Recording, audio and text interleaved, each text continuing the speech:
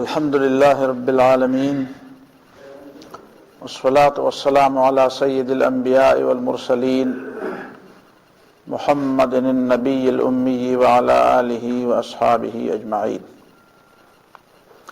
أما بعد، فعن أبي هريرة رضي الله تعالى عنه عن النبي صلى الله عليه وسلم قال: إن لله 100 رحمة أنزل منها رحمة واحدة بين الإنس والجن والوحش والهوام، فبها يتعاطفون وبها يتراحمون وبها تعطف الوحوش على أولادها، وأخر لنفسه 99 رحمة يرحم بها عباده يوم القيامة. رواه مسلم وأحمد. یہ مسلم کی روایت ہے اور اسی موضوع سے متعلق کئی روایات میں آپ کے سامنے آج رکھوں گا. حضرت ابو ہریرہ رضی اللہ تعالیٰ عنہ رسول اللہ صلی اللہ علیہ وسلم سے روایت کرتے ہیں کہ نبی صلی اللہ علیہ وسلم نے فرمایا: ان للہ 100 رحمہ، اللہ تعالیٰ کی رحمت کے 100 حصے ہیں، اور حصے چھوٹے بھی ہوتے ہیں بڑے بھی ہوتے ہیں. ضروری نہیں ہے کہ حصے ہوں تو وہ چھوٹے ہوں. وہ تو اللہ کو علم ہوگا کہ وہ 100 حصوں میں جو رحمت تقسیم کی گئی ہے وہ حصہ کتنا کتنا ہے. جس طرح ہم شیئر کہتے ہیں، شیئر تو شیئر چھوٹا بھی ہوتا ہے بڑا بھی ہوتا ہے. آپ 1 ارب کو 100 شیئر کر لیں تو ظاہر ہے کہ بڑے بڑے حصے ہوں گے، اور 10 روپے کے 100 حصے کر لیں تو ظاہر ہے کہ شیئر بھی چھوٹا ہوگا. ان للہ 100 رحمہ، اللہ تعالیٰ کی رحمت کے 100 حصے ہیں. انزل منہا رحمتا واحدتا، ان رحمتوں میں سے اللہ تعالیٰ نے اس دنیا کو ایک رحمت نازل فرمائی ہے، ایک حصہ نازل فرمایا ہے، اور اس ایک حصے کو بین الانس والجن والوحش والحوام، انسانوں، جنوں اور جانوروں اور باقی زندہ سروں کے درمیان تقسیم کیا ہے. فَبِهَا يَتَعَاطَفُونَ، اس رحمت کی وجہ سے یہ ایک دوسرے کے ساتھ نرمی کرتے ہیں. وَبِهَا يَتَرَاحَمُونَ، اور اسی حصے سے جو کچھ ان کو ملا ہے اس کی وجہ سے یہ ایک دوسرے پر رحم کھاتے ہیں. وَبِهَا تَعْطِفُ الْوُحُوشُ عَلَىٰ أَوْلَادِهَا، اور اسی کے ذریعے جانور، جنگلی جانور بھی اپنے بچوں پر مہربان ہوتے ہیں. جنگلی جانور بھی اپنے بچوں پر مہربان ہوتے ہیں. اور دوسری حدیث میں ہے، بخاری کی جو روایت ہے، کہ اس کے ذریعے ایک گھوڑا اپنے بچے سے اپنا کھر اٹھا لیتا ہے، کہیں اس کو کچل نہ دے. وَأَخَّرَ لِنَفْسِهِ 99 رحمہ، اور اللہ تعالیٰ نے اپنے لیے ذخیرہ کیا ہے اور چھوڑ دیا ہے 99 حصے اپنے رحمتوں کے اپنے لیے چھوڑ دیے ہیں.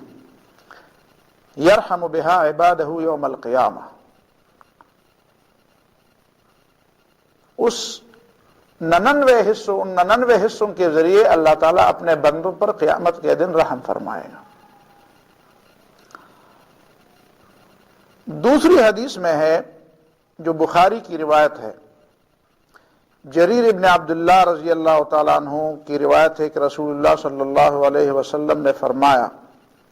لا يرحم اللہ من لا يرحم الناس، اللہ تعالیٰ ان لوگوں پر رحم نہیں فرمائے گا جو انسانوں پر رحم نہیں کھاتا، جو انسانوں پر ترس نہیں کھاتا.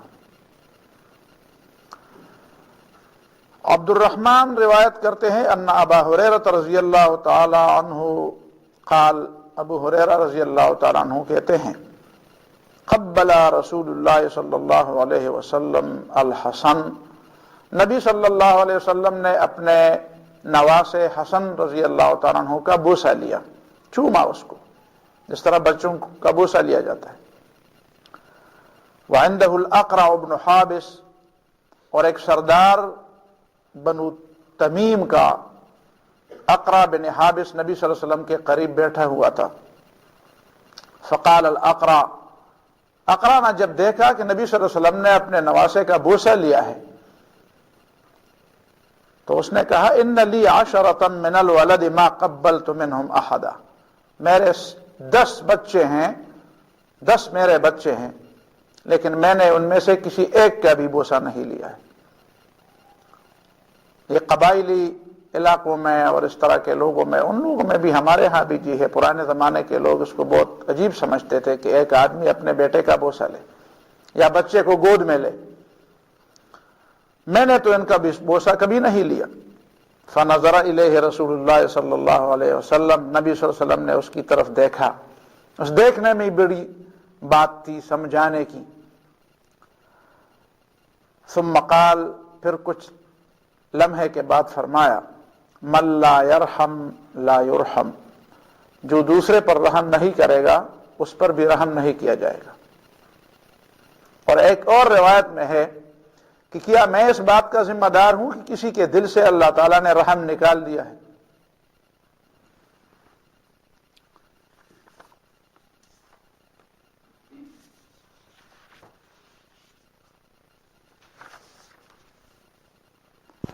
عن ابن عباس عن النبی صلی اللہ علیہ وسلم، حضرت عبداللہ ابن عباس روایت کرتے ہیں رسول اللہ صلی اللہ علیہ وسلم سے، قال، نبی صلی اللہ علیہ وسلم نے فرمایا، لا تقتلوا اصحاب الصوامع، جنگ پہ جا رہے ہو، جہاد کے لیے جا رہے ہو، لیکن گرجوں میں، چرچوں میں جو لوگ ہیں عبادت میں مشغول ہے ان کو قتل نہ کرو۔ جو لوگ عبادات میں مشغول ہیں، چاہے چرچ میں عبادت کر رہے ہوں، ان کو بھی قتل نہ کرو۔ مسند ابی اعلیٰ کی روایت ہے۔ دوسری روایت سنن کبریٰ کی ہے، ان ابا بکر رضی اللہ تعالی عنہ بعث یزید ابن ابی سفیان، ابو بکر صدیق رضی اللہ تعالیٰ عنہ اپنی دور خلافت میں یزید ابن ابی سفیان کو رخصت کر رہے تھے جہاد پر، اور ساتھ ساتھ جا بھی رہے تھے، اور اس کو سواری پر سوار کیا تھا، اور ابو بکر صدیق خلیفۃ المسلمین پیدل جا رہے تھے۔ تو اس نے کہا آپ پیدل جا رہے ہیں، آپ امیر المومنین ہیں اور میں سوار ہوں، ان کا حکم ہے یہ سوار ہو جاؤ، میں ثواب کی نیت سے تمہارے ساتھ جا رہا ہوں پیدل۔ انی فقال انک خرجت غازیا فی سبیل اللہ، تم اللہ کے دین کے غلبے کے لیے جہاد اور غزا پہ جا رہے ہو۔ وانی احتسب فی مشی ھذا معک، اور میں جو تمہارے ساتھ پیدل جا رہا ہوں اس میں مجھے ثواب کی امید ہے، اجر کی امید ہے۔ ثم اوصاہ، پھر یزید کو وصیت کی۔ یہ وہ یزید نہیں ہے جو حضرت معاویہ رضی اللہ تعالیٰ عنہ کا بیٹا ہے، دوسرا یزید ابن ابی سفیان۔ فقال لا تقتلوا صبیا ولا امرأة، جنگ پہ جا رہے ہو، بچوں کو قتل نہ کرو، عورتوں کو بھی قتل نہ کرو، ولا شیخا کبیرا، اور بوڑھوں کو بھی قتل نہ کرو، ولا مریضا، اور بیمار کو بھی قتل نہ کرو، ولا راہبا، اور کسی راہب کو بھی قتل نہ کرو۔ راہب وہ عیسائی جو کسی کونے قدرے میں جا کر اپنی جھونپڑی میں وہ اپنے انداز سے خدا کو یاد کرتا ہے، قتل نہ کرو۔ ولا تقطعوا مثمرا، اور پھلدار درخت کو نہ کاٹو، پھلدار درخت کو نہ کاٹو۔ ولا تخربوا ولا تخربوا عامرا، آبادیوں کو برباد نہ کرو، آبادیوں کو خراب نہ کرو۔ ولا تذبحوا بعیرا ولا بقرة، اور دشمن قوم کے اونٹ اور گائے کو ذبح نہ کرو، قتل نہ کرو۔ الا لمأکل، مگر کہ تمہیں کھانے کے لیے ضرورت ہو تو وہ تو الگ بات ہے، لیکن ویسے سزا کے طور پر اور تخریب کے طور پر اس کو، جانوروں کو قتل نہ کرو۔ ولا تغرقوا نخلا ولا تحرقوه، خاص کر کھجور کے درخت کے بارے میں کہا کھجور عربوں کو زیادہ پسندیدہ ہے، تو جو بھی مثمر پھلدار درخت ہو اس میں خاص کر کھجور، اس کو بھی نہ دریا برد کر دو اور نہ اس کو جلاؤ۔ یہ سنن کبریٰ بیہقی کی روایت ہے۔ انس بن مالک فرماتے ہیں کہ رسول اللہ صلی اللہ علیہ وسلم نے فرمایا لا تقتلوا شیخا فانیا، بوڑھے کو قتل نہ کرو جہاد کے اندر، ولا طفلا، بچے کو بھی قتل نہ کرو، ولا صغیرا، چھوٹوں کو بھی قتل نہ کرو۔ طفل بہت بچہ ہوتا ہے، اور صغیر کا معنی ہے جو چھوٹا ہو۔ ولا امرأۃ، اور عورت کو بھی قتل نہ کرو۔ عورت کے قتل نہ کرنے کے بارے میں نبی صلی اللہ علیہ وسلم نے ایک خاص حکم دیا۔ عبد الرحمن ابن کعب کہتے ہیں کہ رسول اللہ صلی اللہ علیہ وسلم نے ہمیں منع کیا، اور خاص کر ان لوگوں کو منع کیا جو ابن ابی الحقیق، جس کا نام یا سلام تھا یا عبداللہ تھا، اور خیبر میں تھا، وہ یہودی تھا، اور نبی صلی اللہ علیہ وسلم کے بارے میں اشعار کہا کرتا تھا، پروپیگنڈا کرتا تھا، اور بہت برے انداز سے نبی صلی اللہ علیہ وسلم کا وہ تذکرہ کرتا تھا۔ تو نبی صلی اللہ علیہ وسلم نے عبداللہ بن عتیق، ایک صحابی، اور اس کے ساتھ ایک جتھے کو بھیجا کہ اس کو قتل کر دو، لیکن ساتھ یہ بھی بتایا کہ نہى الذين قتلوا نهى رسول اللہ صلی اللہ علیہ وسلم الذين قتلوا ابن ابی الحقیق عن قتل النساء والولدان، کہ جا کر اب ابن ابی الحقیق کو تو قتل کر دو لیکن عورتوں کو اور بچوں کو قتل نہ کرو۔ قال فكان رجل منهم يقول، اس قتل کرنے کے واقعے کے بعد ایک آدمی کہا کرتا تھا کہ برحت بنا امرأۃ ابن ابی الحقیق بالسیاح، جب میں نے ابن ابی الحقیق پر وار کیا تو اس کی عورت چیخنے لگی اور لوگوں کو ہمارے خلاف بیدار کرنے لگی۔ فارفع السیف علیہا، تو میں نے اس پر تلوار اٹھائی اس نیت سے کہ اس کا کام تمام کر دوں۔ ثم اذکر نہی رسول اللہ صلی اللہ علیہ وسلم، پھر مجھے یاد آیا کہ نبی صلی اللہ علیہ وسلم نے تو ہمیں حکم دیا تھا کہ عورت کو قتل نہ کرو۔ فاکف، تو میں نے اپنے آپ کو روکا۔ ولولا ذالک، اور اگر رسول اللہ صلی اللہ علیہ وسلم کی بات نہ ہوتی، استرحنا منہا، تو ہم اس سے اپنے آپ کو بچا لیتے، یا اس سے ہم آرام میں ہوتے، اس کو قتل کر کے ہمیں آرام ہوتا، اس لیے کہ وہ تو چیختی تھی اور لوگوں کو ہمارے خلاف بیدار کرتی تھی، تو دل تو چاہتا تھا کہ اس کو قتل کر دوں، لیکن نبی صلی اللہ علیہ وسلم کی بات یاد آ گئی۔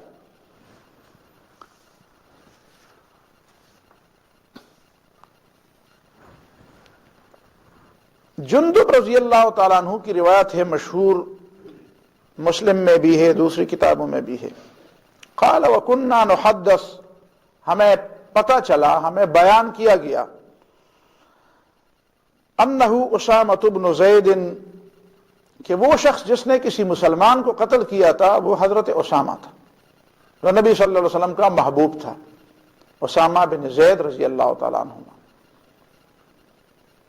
فلما رفع علیہ السیف، واقعہ یہ تھا کہ جب اس نے، اسامہ رضی اللہ تعالیٰ عنہ نے اس پہ تلوار اٹھائی، قال لا الہ الا اللہ، اس نے کلمہ پڑھ لیا، فقتلہ، اس کے باوجود بھی حضرت اسامہ نے اس کو قتل کیا۔ فجاء البشیر الی النبی صلی اللہ علیہ وسلم، جنگ تو ہم جیت گئے، اور جنگ کی خوشخبری سنانے کے لیے نبی صلی اللہ علیہ وسلم کے پاس آدمی آ گیا۔ فسألہ، نبی صلی اللہ علیہ وسلم نے اس سے پوچھا جنگ کی حالات کے بارے میں، فأخبرہ، اس نے پورا واقعہ سنایا، حتی اخبرہ خبر الرجل،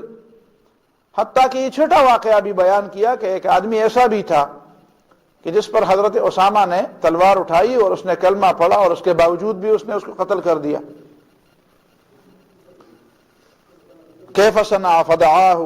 نبی صلی اللہ علیہ وسلم نے اس کو بلایا، اسامہ کو بلایا۔ فسألہ، اس سے پوچھا، فقال، فرمایا اسے، لما قتلتہ، تم نے اس کو کیوں مارا، تم نے اس کو کیوں قتل کیا؟ قال یا رسول اللہ، اس نے کہا اے اللہ کے رسول، اوجع فی المسلمین،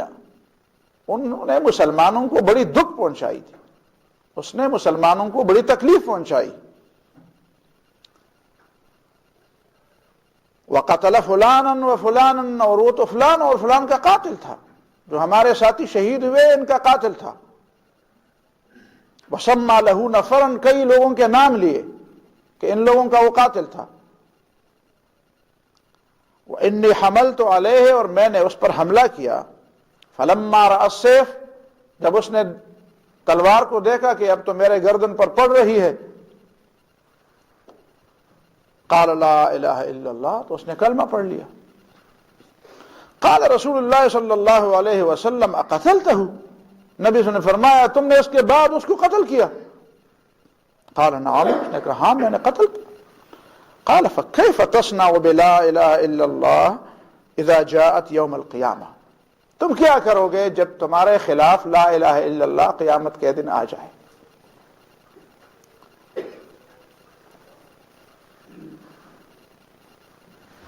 یعنی تیرے خلاف کلمہ توحید اور تیرا آپس میں آمنا سامنا ہو، اس میں کلمہ پڑھ لیا تھا۔ قال یا رسول اللہ استغفر لی، تو حضرت زید نے کہا، اسامہ نے کہا اے اللہ کے رسول میرے لیے اللہ تعالیٰ سے مغفرت کی دعا کیجیے کہ اللہ تعالیٰ مجھے معاف فرمائے۔ قال وکیف تصنع بلا الہ الا اللہ، تو نبی صلی اللہ علیہ وسلم نے اس کے لیے استغفار نہیں کیا، پھر فرمایا تم لا الہ الا اللہ کے ساتھ کیا کرو گے؟ اذا جاءت یوم القیامہ فجعل لا یزیدہ، نبی صلی اللہ علیہ وسلم اس سے زیادہ کچھ نہیں فرماتے تھے، علی ان یقول کیف تصنع بلا الہ الا اللہ اذا جاء یوم القیامہ، بس یہی فرماتے تھے، اس کی ہر بات کے مقابلے میں یہی کہتے تھے کہ تم لا الہ الا اللہ کے ساتھ کیا کرو گے، اس کا کیا جواب دو گے جب قیامت کے دن؟ یہ مسلم کی روایت ہے۔ عن ابن عمر ان النبی صلی اللہ علیہ وسلم قال، عبداللہ ابن عمر کی روایت ہے کہ رسول اللہ صلی اللہ علیہ وسلم نے فرمایا من حمل علینا السلاح فلیس منا، جس نے اسلحے کے ساتھ ہمارے اوپر حملہ کیا وہ ہم میں سے نہیں ہے، اسلحہ لے کر ہمارے اوپر حملہ کیا، فلیس منا، وہ ہم میں سے نہیں۔ عن حنظلة الكاتب قال غزونا مع رسول اللہ صلی اللہ علیہ وسلم، حضرت حنظلہ جو حنظلہ کاتب کے نام سے مشہور ہیں، وہ کہتے ہیں ہم نے نبی صلی اللہ علیہ وسلم کے ساتھ ایک غزوے میں تھے، ایک جہاد میں تھے، فمررنا علی امرأة مقتولة، ہم ایسی جگہ گزرے جہاں پہ ایک عورت قتل کی ہوئی تھی، پڑی تھی، قد اجتمع الناس علیہا، اس کے ارد گرد لوگ جمع تھے اور عورت قتل ہوئی پڑی تھی۔ فافرجوا له، جب نبی صلی اللہ علیہ وسلم کو لوگوں نے دیکھا تو لوگوں نے ان کے لیے جگہ خالی کی۔ فقال ما كانت هذه تقاتل في من يقاتل، نبی صلی اللہ علیہ وسلم نے فرمایا یہ تو لڑتی نہیں تھی، یہ تو لڑنے کے لیے نہیں آئی تھی، جو لوگ لڑنے کے لیے آئے تھے اس میں تو یہ شامل نہیں تھی، تو یہ کیوں قتل کی گئی؟ ثم قال لرجل، پھر ایک شخص کو خطاب کر کے نبی صلی اللہ علیہ وسلم نے کہا، فرمایا انطلق الى خالد بن الولید، جاؤ خالد بن ولید کے پاس، فقل له ان رسول اللہ صلی اللہ علیہ وسلم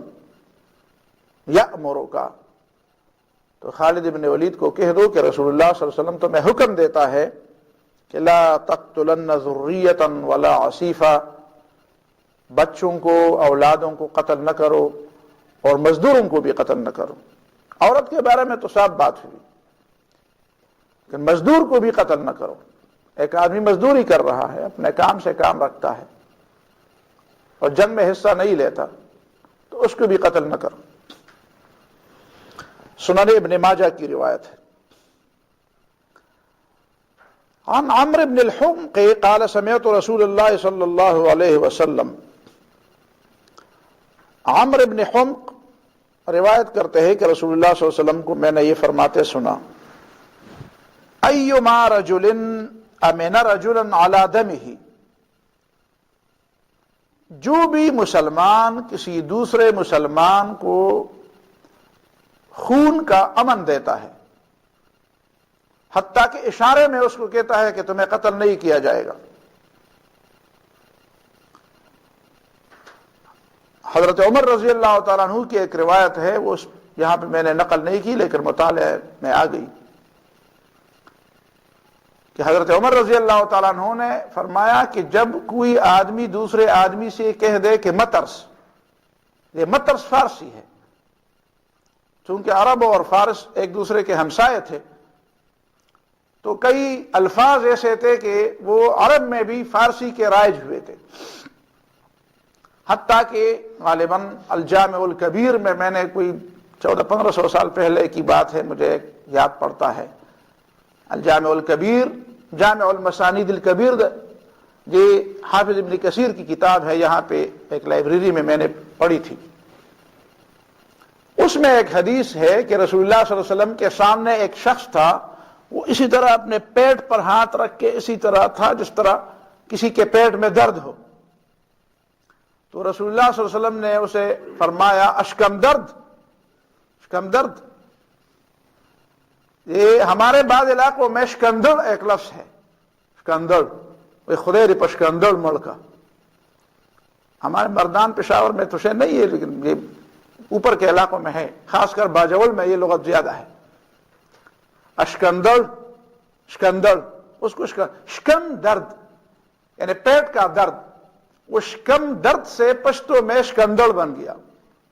تو یہ بد دعا بن گئی، خدیر پشکندر ملکہ. تو رسول اللہ صلی اللہ علیہ وسلم نے اسی مجھے یاد ہے جامع المسانید الکبیر میں رسول اللہ صلی اللہ علیہ وسلم نے اسے کہا اشکندر، اشکم درد، تمہارے اوپر یعنی پیٹ کا درد ہے. اسی طرح یہاں پہ حضرت عمر رضی اللہ تعالیٰ عنہ نے لوگوں کو کہا کہ جب ایک مسلمان دوسرے مسلمان کو یہ کہہ دے کہ مت ترس، ڈرو مت، مت ترس، میں ڈرے گا، ڈرو مت، اور پھر اس کے بعد اس کو قتل کر دے تو یہ ظالم ہے. اس لیے کہ مت ترس کا معنی یہ ہے ڈرو مت، یعنی میں تجھے کچھ نہیں کہوں گا، یا اس کو السلام علیکم کہہ دے، یا اس کی طرف سے السلام علیکم کہا جائے. قرآن نے فرمایا اذا ضربتم فی سبیل اللہ فتبین ولا تقولوا لمن القى الیکم السلام لست مؤمنا. جب تم سفر کے لیے دنیا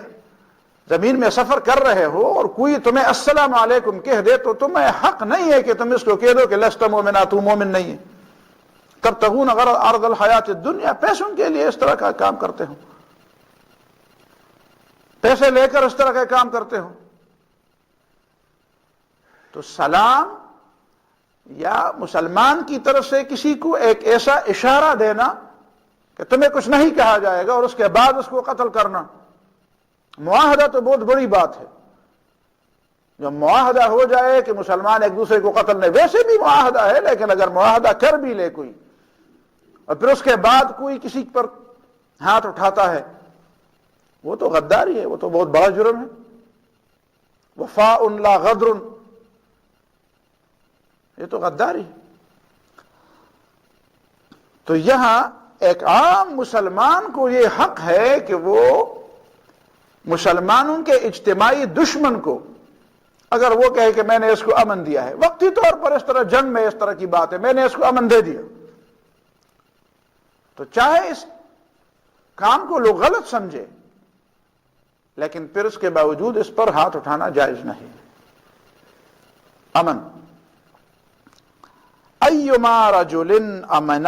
رجلا علی دمہ، اور یہاں تو دوسری بات ہے، ایک دفعہ اس کو کہے کہ تمہیں کچھ نہیں کہا جائے گا، تمہیں امن ہوگا. ایما رجل امن رجلا علی دمہ، ایک مسلمان نے، ایک مومن نے دوسرے مومن کو امن دے دیا کہ میں تمہیں قتل نہیں کروں گا، اور ثم قتلہ، پھر اس کے بعد اس کو قتل کر دیتا ہے. فانا من القاتل بریء،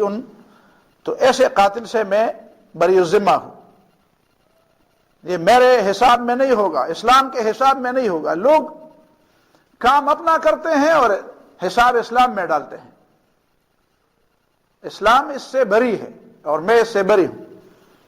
وَإِنْ كَانَ الْمَقْتُولُ كَافِرًا، اگرچہ جس کو قتل کیا گیا ہو وہ کافر ہو، کسی کافر کو بھی ایک دفعہ امن دے کر اس کو قتل نہیں کیا جائے گا۔ مسلمان کو تو ظاہر ہے کہ نہیں قتل کیا جائے گا، اگر کافر کو بھی ایک دفعہ امن دیا جائے تو پھر اس کو قتل کرنا گناہ ہے۔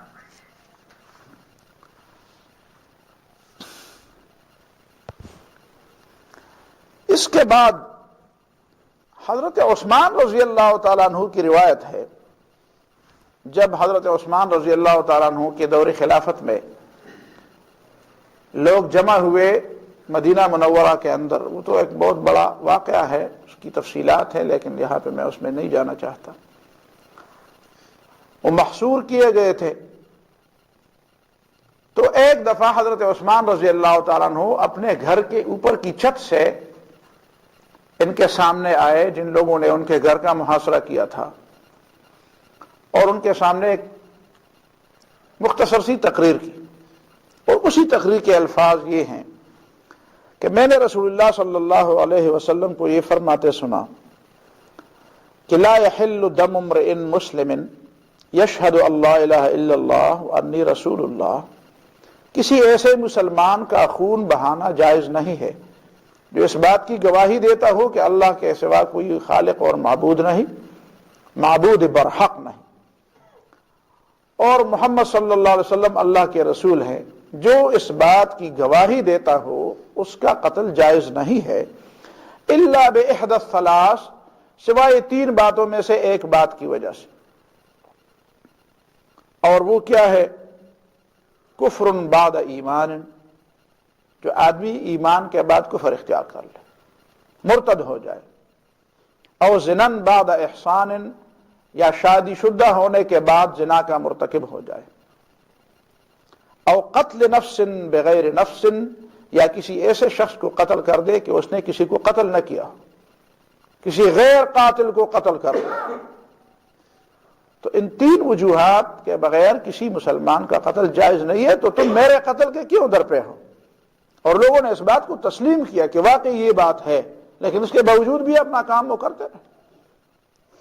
مان بھی لیا کہ یقیناً تم نے یہ چیز، اور انہوں نے تفصیل کے ساتھ باتیں کی، میں نے کبھی زنا نہیں کیا، میں نے کبھی شراب نہیں پی، میں نے اور ابو بکر نے کبھی جاہلیت میں بھی شراب نہیں پی، جاہلیت میں بھی کبھی ہم نے بے حیائی نہیں کی، اور پھر اپنے وہ سارے مناقب گنائے کہ دیکھو میں نے یہ کیا، میں نے وہ کنواں خریدا، میں نے نبی صلی اللہ علیہ وسلم کے لیے جیش العسرہ میں نے یہ چندے دیے، میں نے نبی صلی اللہ علیہ وسلم نے میرے لیے یہ دعائیں کی، لیکن اس کے باوجود ظالموں نے ان کو شہید کیا۔ ایک موقع پر حضرت عمر بن خطاب رضی اللہ تعالیٰ عنہ نے کتب الی الآفاق، سنن کبریٰ للبیہقی میں ہے، اپنے اطراف و اکناف کے لوگوں کو لکھا، اللہ تقتلوا احدا الا باذنی، کوئی شخص جس کے بارے میں قتل کا حکم ہو مجھ سے اجازت لے کر اس کو قتل کیا جائے، تاکہ میں دیکھوں اور میں اس رودات کو پڑھ لوں، دیکھ لوں۔ کبھی ایک موقع ہوتا ہے آدمی کو پتہ چل جاتا ہے کہ لوگ شاید اس میں کچھ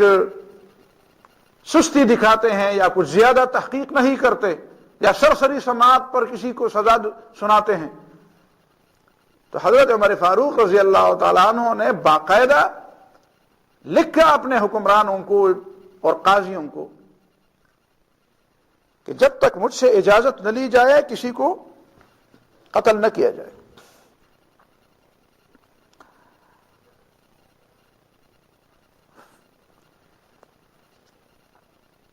ایک بات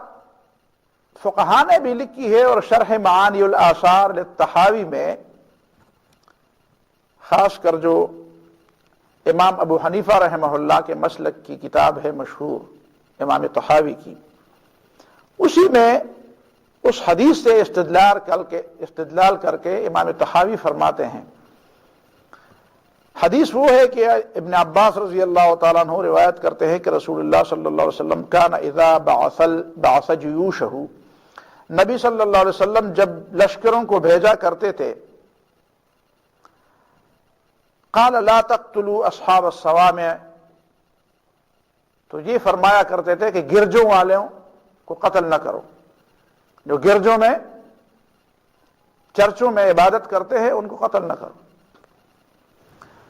تو امام طحاوی فرماتے ہیں دل ذلك ايضا على ان كل من امن المسلمون من ناحيته لا يقتلون،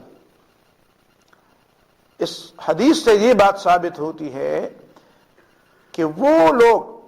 چاہے ان کا نام حدیث میں لیا گیا ہو یا نہ لیا گیا ہو، وہ لوگ جن سے دوسرے مسلمانوں کو کسی ضرر کا اندیشہ نہیں، ان کو قتل نہیں کرتے، ان سے یہ توقع نہیں کہ یہ قتل کرنے والے ہیں، وہ اپنے کام سے کام رکھنے والے ہیں، مزدور ہیں، عبادت گزار ہیں، طالب علم ہیں، عام لوگ ہیں، زمیندار ہیں، اپنے دکانوں میں اپنے کھیتوں میں کام کرنے والے لوگ ہیں۔ امن المسلمون من ناحیتہ، ان کی جانب سے عام مسلمانوں کو خطرہ نہیں ہے، لا یقتلون، ان کو قتل نہیں کیا جائے گا چاہے وہ کافر ہوں۔ یہ وہ روایات ہیں کہ جس میں نبی صلی اللہ علیہ وسلم نے انسانی خون اور انسانی عزت نفس کے احترام کی بات کی ہے، اور پچھلے جمعے جو درس ہوا تھا اسی درس کو بھی آپ ذہن میں حاضر کریں کہ اسلام کی پہچان، اسلام کی پہچان سلم ہے، عدل ہے، امن ہے۔ مشکل یہ ہے کہ دنیا میں جتنے بھی لوگ ہیں کسی فریق اور دوسرے فریق کی بات نہیں ہے، عمومی طور پر مسلمانوں کی اکثریت کے عمل اور کردار کی وجہ سے اسلام کا چہرہ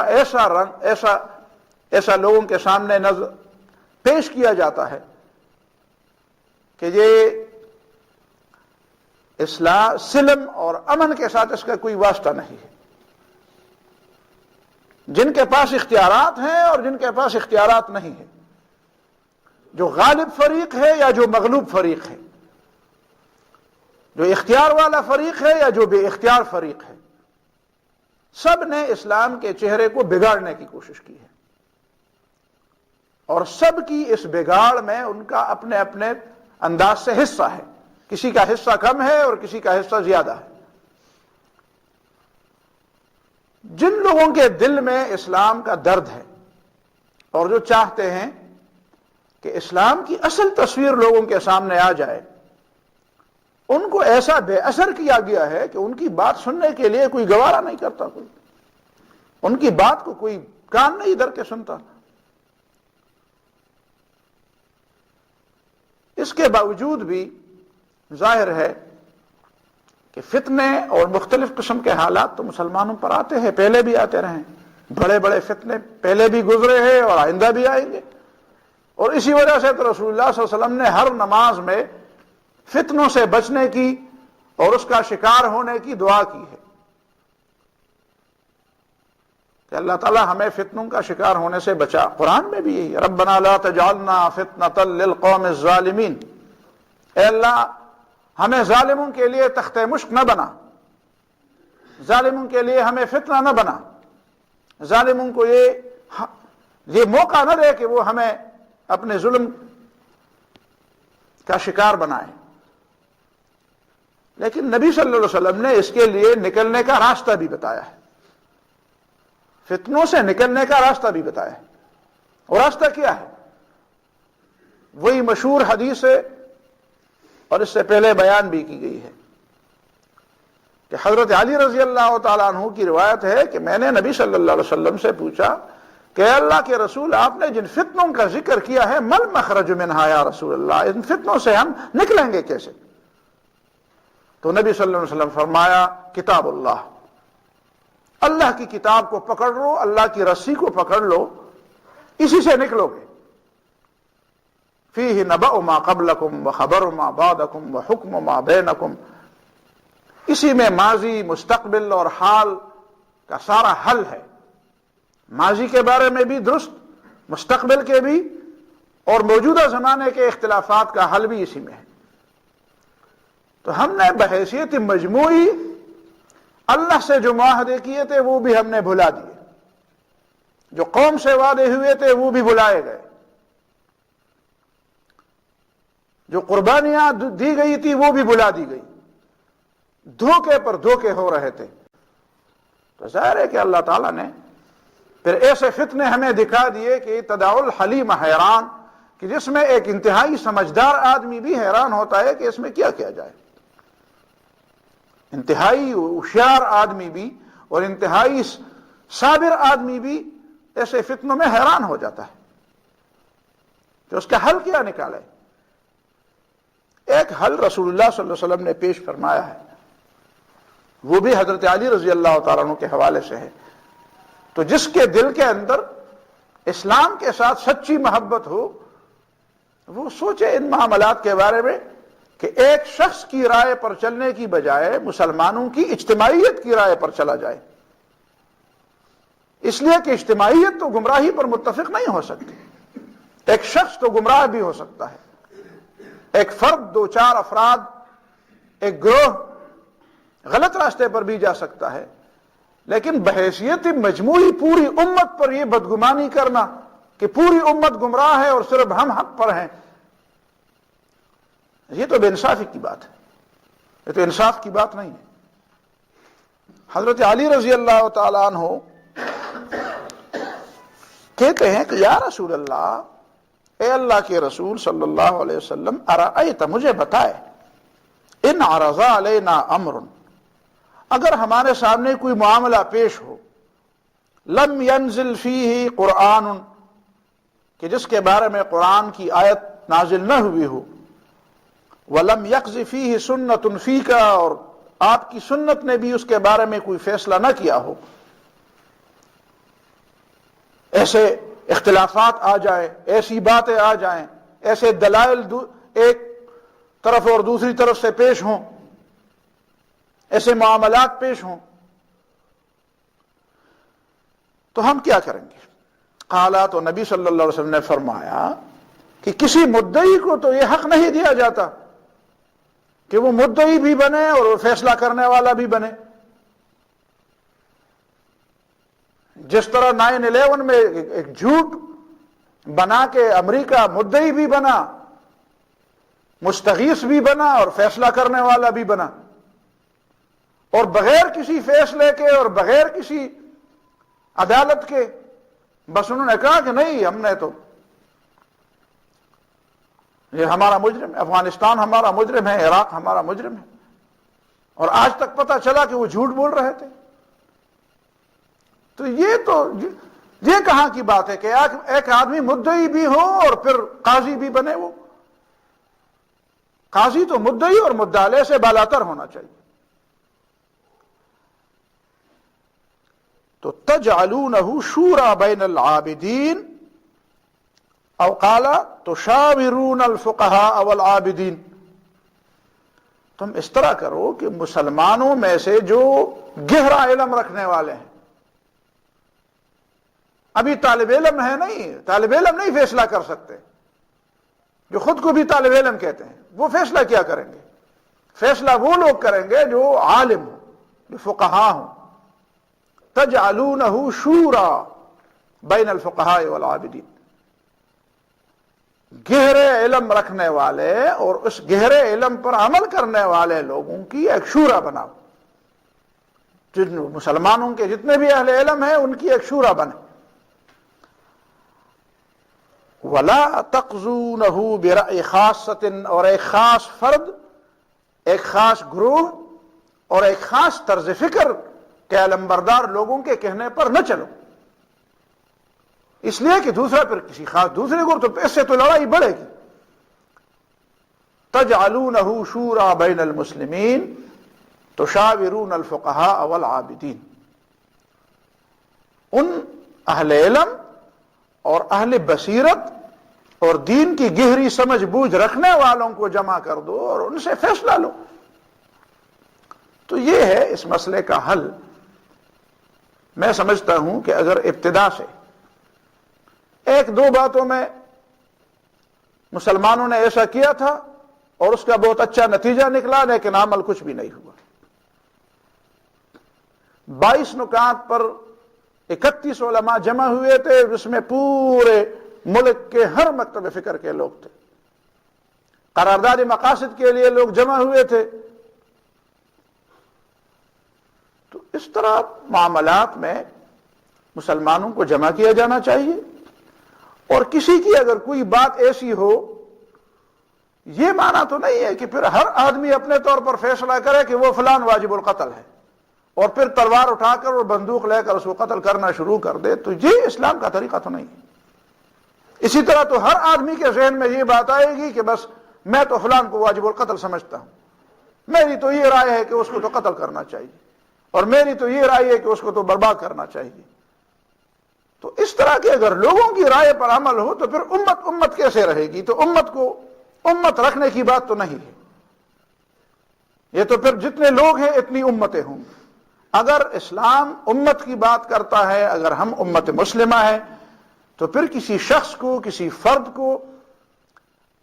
یہ حق کیسے آپ دے سکتے ہیں کہ وہ اپنے طور پر کسی کے قتل کا فیصلہ دے اور اس پر عمل بھی کرے، اور چاہے اسے ہندو سے مدد لینی پڑے، چاہے اسے یہودی سے مدد لینی پڑے، چاہے اسے کسی اور کافر سے مدد لینی پڑے، وہ اس میں کوئی بات محسوس نہ کرے، تو اس سے امت تو امت نہیں رہے گی۔ اگر کسی کے دل کے اندر خدا کا تھوڑا بھی خوف ہے تو اس کو اللہ اور اس کے رسول کی طرف آنا چاہیے، اور اللہ اور رسول کی تعلیمات کی طرف آنا چاہیے۔ اللہ تعالی ہماری امت پر اور ہماری ملت پر رحم فرمائے۔ اقول قولی ھذا واستغفر اللہ لی ولکم ولسائر المسلمین فاستغفروہ انہ ھو الغفور الرحیم۔